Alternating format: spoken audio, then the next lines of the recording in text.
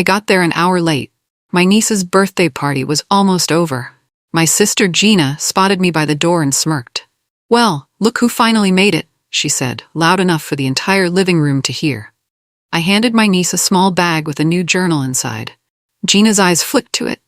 "Don't worry, nobody expected your radio salary to buy a real gift anyway." She was smiling, but her voice was razor sharp. My mother walked over, patted my shoulder. "At least you're consistent, Noelle," she teased, and everyone laughed. My cheeks burned. I pressed my lips together, forcing a polite smile. I tried to hold back the hurt, but my niece caught my eye with a confused frown. She's only 8, but even she noticed the tension. I couldn't blame her. It was thick in the room. I wished I could tell them all that I wasn't just some broke radio host. But then I remembered how they never believed anything I said anyway. So I swallowed my pride, offered one last awkward hug to my niece, and stepped deeper into the crowd, feeling invisible in my own family. I should have stayed home. I slipped into the kitchen to take a breath. The voices outside were so loud, the laughter piercing. I let my shoulders drop. Maybe no one would come in here for a while. No such luck. My mother shuffled in, rummaging through a drawer like she was searching for something important. She glanced over at me. "How's your little job going, honey?" I pressed a brave smile to my face. "It's been good," I answered softly. The truth was, the studio's numbers had tripled this quarter. But I didn't need her scorn. She sighed, like I disappointed her again. "I wish you'd grow up and just marry someone stable. It's obvious the career life isn't for you." Her voice was calm, patronizing. My chest tightened.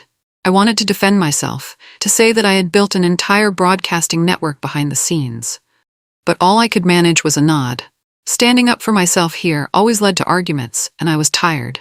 I excused myself, stepping aside to let her pass. Her eyes lingered on me with pity, and it stung. I wondered if she'd ever believe in me. Probably not. Little did she know, my little job was about to change everything. The funeral was grim. My grandfather's passing felt like a closing chapter in my life. But the real blow came days later at the reading of his will. I wasn't even invited at first. My cousin texted me, shocked that I wasn't there. "Where are you, Noelle?" she wrote. "They're reading Grandpa's will." By the time I arrived at the lawyer's office, everyone was seated. My brother, Carter, my sister, Gina, and my mother. They looked surprised that I showed up. The lawyer continued, flipping through official pages.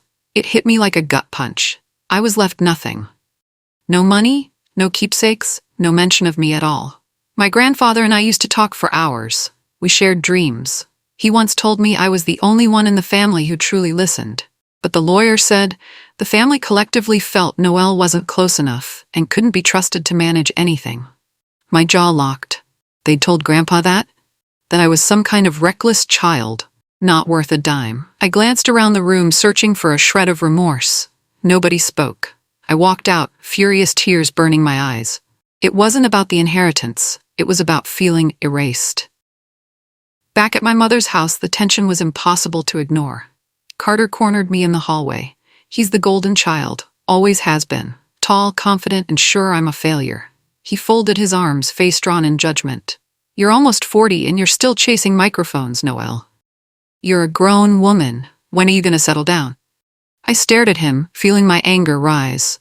I remembered the nights I spent editing podcasts, meeting with potential investors, losing sleep to build my dream. He knew nothing. Yet here he was, lecturing me like I was 16. "You know nothing about my life?" I said quietly. He scoffed. "That's because you don't have one." Then he stormed off as if his word was law. I closed my eyes, letting old memories flood back. I recalled the day I got hired for my very first radio gig. I was so excited I told my family. They laughed and called it a phase. But that tiny station was where I discovered my voice. And with that first step, I eventually built Noelle's studio. It grew over a decade, quietly, steadily. I stayed on as a local host, letting everyone believe that's all I did. They'd soon realize how wrong they were.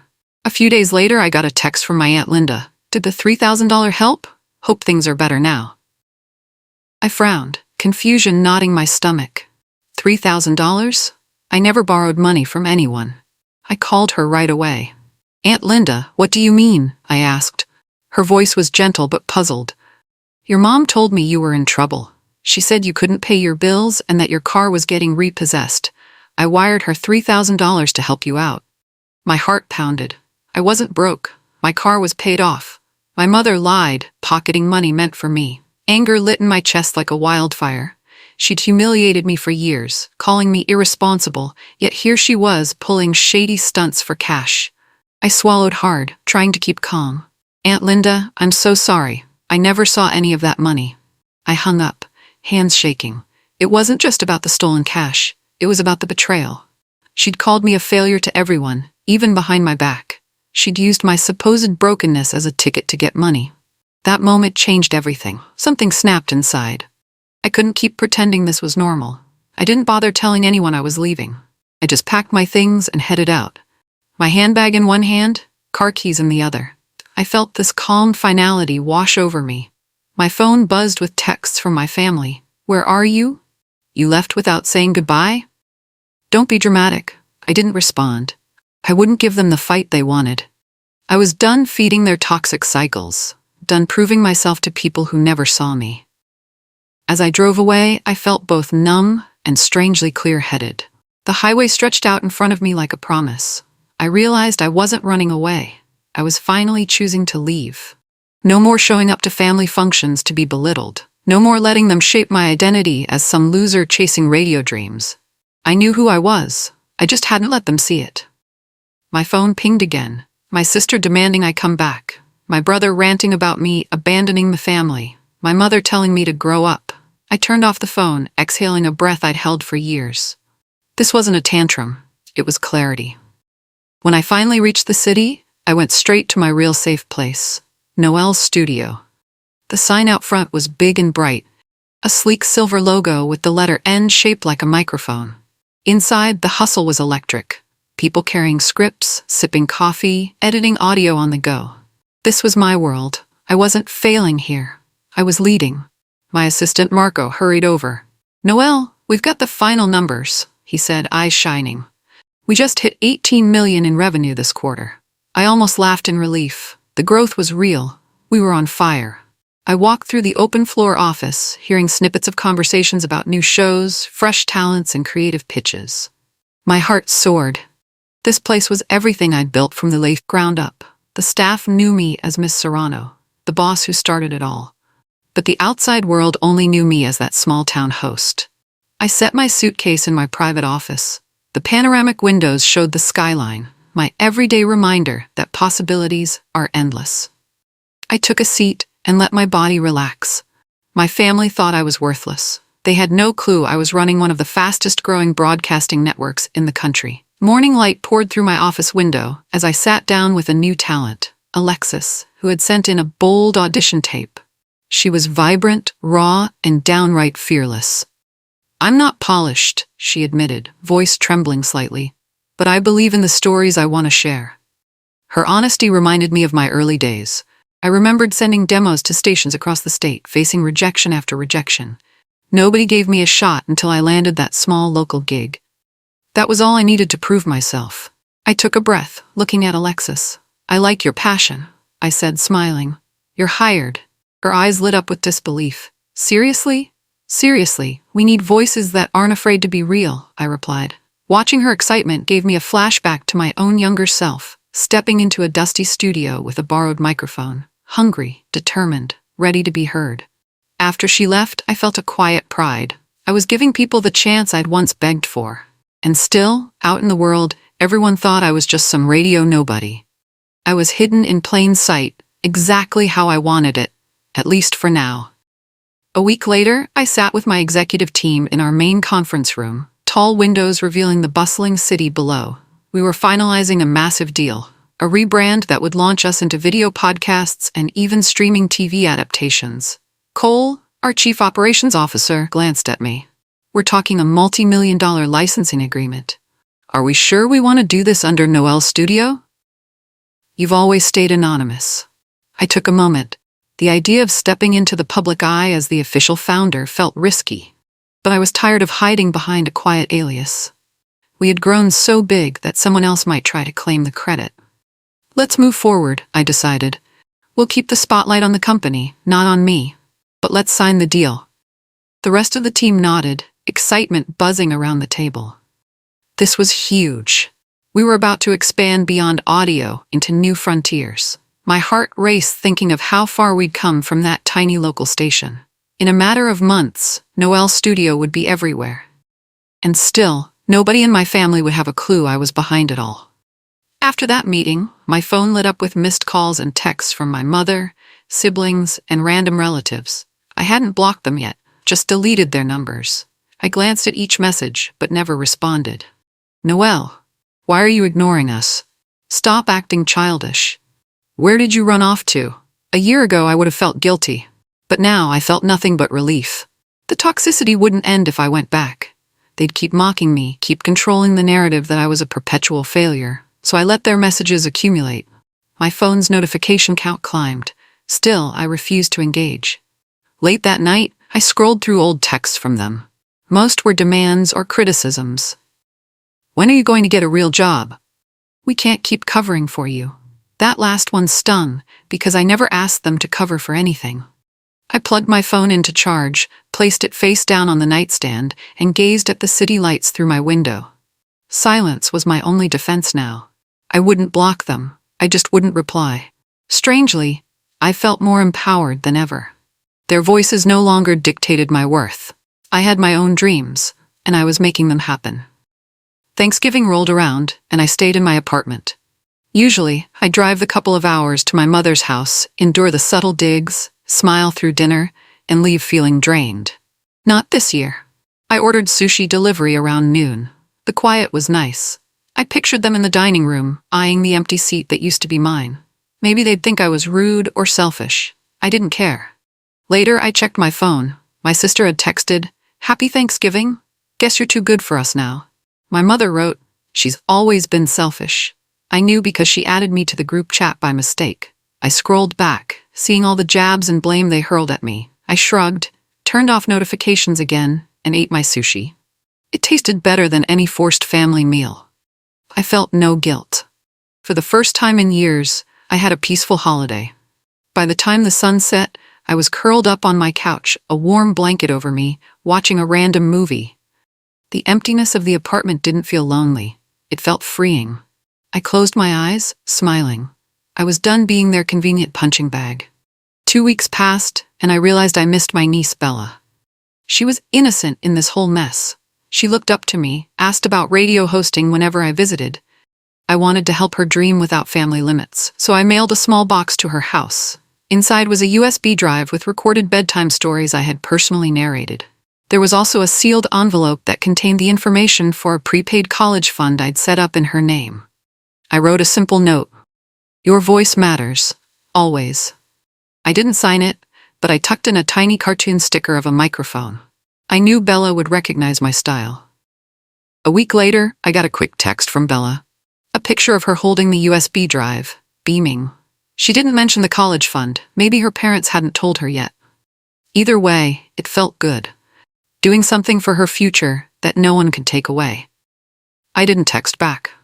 I wanted to keep my distance. But in the quiet of my studio office, I replayed my own bedtime stories as a kid, read by my grandfather. I hoped Bella would remember these recordings with the same warmth. Things got hectic at work. Our new video podcast platform was launching, and excitement spilled over everywhere. Our teams worked around the clock to finalize brand deals and ad placements. Then an online media site published an article titled, "Who is the Mysterious Founder of Noel's Studio?" My name wasn't mentioned outright, but they shared a blind item describing a female radio host who'd built an empire behind the scenes. Twitter went wild with guesses. Some people claimed it was a retired actress. Others thought it was a tech genius from Silicon Valley. Nobody considered me, a soft-spoken host from a small station. I scrolled through the tweets, half amused, half nervous. If anyone in my family read the article, would they connect the dots? Possibly not. They barely paid attention to industry news. But still, the possibility made my heart pound. I was proud of how far Noel's studio had come, but also cautious. Part of me wanted to stay invisible. I'd spent so long building in the dark, stepping forward felt dangerous. Yet I knew this moment of exposure was inevitable. Success can only hide for so long. My phone buzzed late that night. Carter's name flashed on the screen. I almost ignored it, but a strange curiosity made me pick up. "Noel?" he asked. His tone was oddly gentle. "You okay?" He kind of disappeared. I tensed. "I'm fine." He said he was worried. That sounded fake, but I let him talk. "Look," he continued, "if you're in trouble with money or, I don't know, debt collectors, just tell us. We might be able to help." I nearly laughed. Right, I must be dodging loan sharks in his mind. "I'm doing better than ever," I said calmly. He let out a sarcastic huff. "You sound delusional, Noel. You've been having a midlife crisis for years now. Enough already." My hand trembled, but I kept my voice steady. "Thanks for calling. Don't call again." Then I hung up. For a moment, I stood there, phone still in hand. I thought maybe he'd changed, that he truly cared. Instead, he just wanted to confirm I was still the family embarrassment. I felt a wave of sadness, but also relief. I wasn't the confused girl he remembered. I knew exactly who I was. He just didn't, and maybe never would. The Podcast Excellence Gala was a big event for the industry. I dressed in a sleek, emerald gown and arrived with my executive team. Cameras flashed outside, capturing the night's biggest names. Inside the grand ballroom, I felt butterflies. We'd been nominated for Company of the Year. I took my seat, hoping the hype around our rebrand would sway the judges. When the host finally announced the winner, he said, "The award for Company of the Year goes to Noel's Studio." Applause exploded. My heart pounded with joy. "Would the founder please come on stage?" He continued. My team nudged me forward. This was it. My first real step into the spotlight. I stood, smoothing my dress, and made my way to the stage. As I took the trophy, I heard whispers ripple through the crowd. They'd never seen my face tied to the company before. There was a moment of stunned silence. Then people started cheering. Reporters scribbled in their notepads. Cameras zoomed in. My face would be on every industry headline tomorrow. My hands shook around the microphone. I took a breath, letting the adrenaline steady me. "Thank you," I began, voice strong. "I'm honored beyond words." I cleared my throat, looking out at the sea of faces. I could barely see beyond the bright stage lights, but I knew every phone camera was pointed at me. For a long time, I thought if I worked hard enough, I said, my voice echoing in the hall, the people I loved would finally see me. Believe in me. Value me. But I was wrong. A hush fell over the room. I continued. I used to hide behind other hosts, other brand names. I stayed invisible because I was afraid to step out. But tonight, I realized that sometimes you have to stand up for the dreams you've built. Even if that means standing alone. My voice didn't shake, but my heart hammered in my chest. So to anyone out there feeling unseen, work in silence if you must, but never doubt your worth, because one day you might surprise even yourself. The applause roared, a standing ovation. The moment felt surreal, my eyes pricking with tears. Cameras flashed, capturing this defining moment. Meanwhile, miles away, my family watched the speech on social media. Their jaws must have dropped when they realized the nobody they mocked was actually a multi-million-dollar media CEO. By the next morning, the video of my speech was everywhere. People tagged me, tweeted about me, wrote articles with headlines like, "Radio host to media mogul, the Noel Serrano story." My phone blew up. My family texted nonstop. Missed calls from my mother, Gina, Carter. I didn't answer. I was busy with interviews, press conferences, contract negotiations. I heard from my cousin, Janelle, who told me how my sister had posted a passive-aggressive rant. Some people forget where they came from. Fame changes people. Gina loved painting herself as the victim, but Janelle fought back, exposing how my family mocked me for years. She detailed the times they humiliated me at birthdays and gatherings. The internet responded with outrage, calling my family out for their cruelty. Gina's post got flooded with negative comments. She deleted it within hours. I stayed quiet, focusing on work. My heart still ached, but I wasn't surprised. Their meltdown was all about losing control of the narrative. I let them spiral. I had no desire to jump into the mess. They were reaping what they sowed, and I couldn't protect them this time. The internet was on fire with speculation about my family drama. People wanted my side of the story. They begged for details, gossip, confessions. My team advised me to do a public interview, but I decided on one simple video. I filmed it in my office, wearing a plain white shirt, no fancy set, just me. "I've seen the comments and posts," I began softly. "I won't name anyone. My story is simple. For years I was told I'd never be enough, that I should settle for less, but I decided to build something on my own. I paused, choosing my words carefully. I didn't forget where I came from. I just finally left. My eyes burned with unshed tears, but I kept my composure. If you feel stuck in a place that doesn't see your worth, remember, you can leave. You can make a new path. You owe no one an apology for growing. I posted it, no hashtags, no fancy editing. It went viral within an hour. Messages of support and gratitude flooded in. People related to that feeling of being overlooked and underestimated. I didn't mention my family by name. I didn't need to. The truth was enough. After my video, a dedicated fan page popped up on social media, run by listeners who had followed my work for years. They called themselves Team Noel. They dug up old recordings of me hosting small-town segments, random interviews I'd done under different show titles. They even found an early podcast sample I'd posted on a forum over a decade ago. Each clip had my voice, more hopeful and less polished, but definitely mine. Soon a truth archive formed.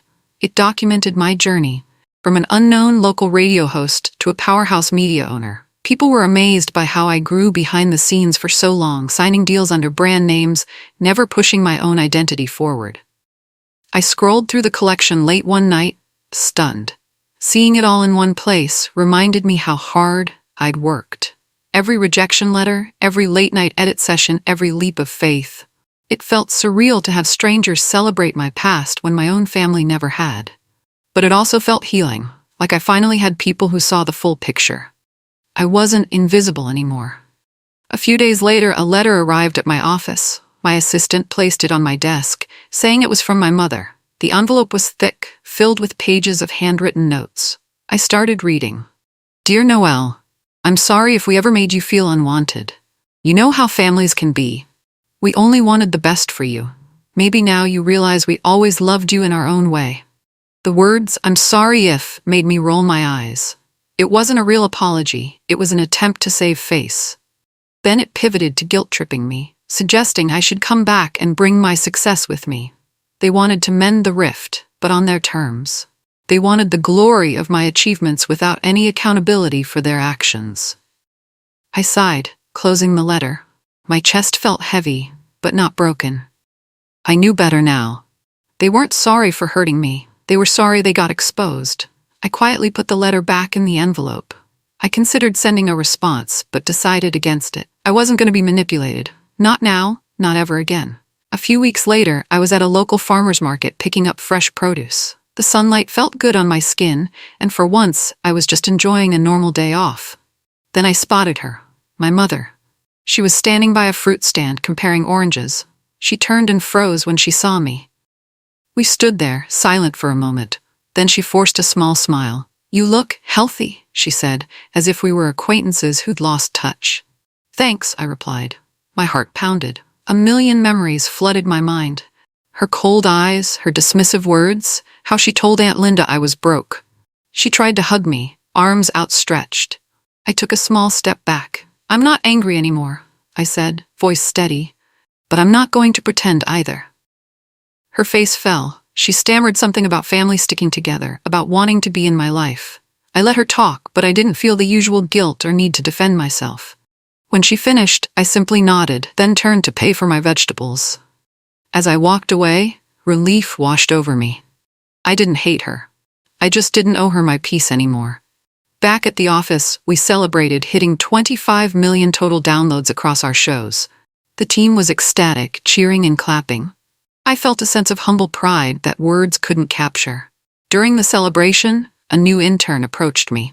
She was shy, but finally found the courage to ask, how did you build something this big? I mean, nobody saw you coming. I smiled, remembering those lonely nights with just a microphone and a dream. I stayed invisible long enough to build something no one could take away from me. I answered gently. She nodded, wide-eyed, like she was witnessing a secret being revealed. The rest of the team toasted with sparkling cider. Some were underage interns after all. We laughed, took photos, and enjoyed the moment. Meanwhile, my phone buzzed with more messages from my family. They were trying every angle, praise, pity, even friendly chit-chat. But I couldn't go back into that dynamic.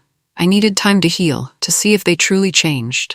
Not just because of my money or fame, but because they finally understood what they'd done. Until then, I had my legacy to protect. My company, my people, and myself. A month later, I decided to open Noelle's studio to the public for a special week-long event. We called it Open Mic Week, inviting young creators to visit, learn, and explore our facilities for free. The turnout was huge. People lined up around the block, excited to see where their favorite podcasts and shows were made. I walked around, greeting visitors, sharing bits of advice. Some creators teared up, telling me how my story inspired them to never give up. On the last day, my old community college invited me to speak. I stood in front of a packed auditorium, hands sweaty on the podium. But as I looked at the eager faces, I felt a rush of gratitude. My talk was called, "You Don't Need Permission to Matter." I spoke about how I used to beg for validation, only to realize it had to come from within.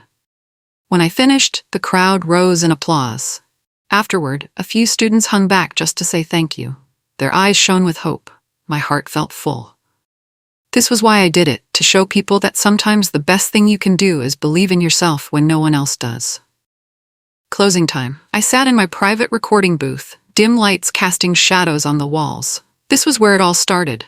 The microphone, the solitude, the raw honesty of radio. I decided to record one last anonymous podcast episode under my old persona. It felt like a farewell to the version of me who hid, who waited for people to accept her. I hit record and spoke quietly, my voice carrying years of both hurt and triumph. They didn't believe in me. They didn't see me. But I built something worth listening to. And now I speak loud enough for all of us. My words flowed, reflecting on the path I'd taken. The late-night edits, the heartbreak, the million little steps that led me here. I didn't mention my family directly. This wasn't about them anymore. It was about me finding my own power. I ended with a soft thank you, then stopped the recording. I uploaded the episode to the old feed. No fanfare, no advanced promotion. Just one final sign-off. When it was done, I leaned back, closed my eyes, and exhaled. I felt free, like I'd finally given that past version of me the closure she deserved. The next morning, I woke up without dread, without the weight of old wounds. I got dressed, grabbed coffee, and headed back to Noelle's studio. My team was already buzzing with ideas for our next big move. Possibly a documentary series, maybe a partnership with international radio stations. The possibilities felt endless. I opened my office window, letting in a breeze. The city outside glowed with life. My phone chimed with a text. It was from Bella, my niece. She thanked me for the fun stories and said she wanted to be a journalist someday. My chest warmed. That was the only family message I needed to see. As for the rest, I still kept my distance. My mother and siblings wanted back in, but I needed more than empty apologies. If they truly wanted a relationship, they'd have to prove it through real change, not convenience. So I went on with my day, drafting proposals, signing deals, and brainstorming future expansions. I wasn't haunted by their voices anymore. I had found my own, and it was loud enough to fill every silence they'd left behind. For the first time in my life, I was at peace, knowing who I was and where I was going. And no one could take that away from me.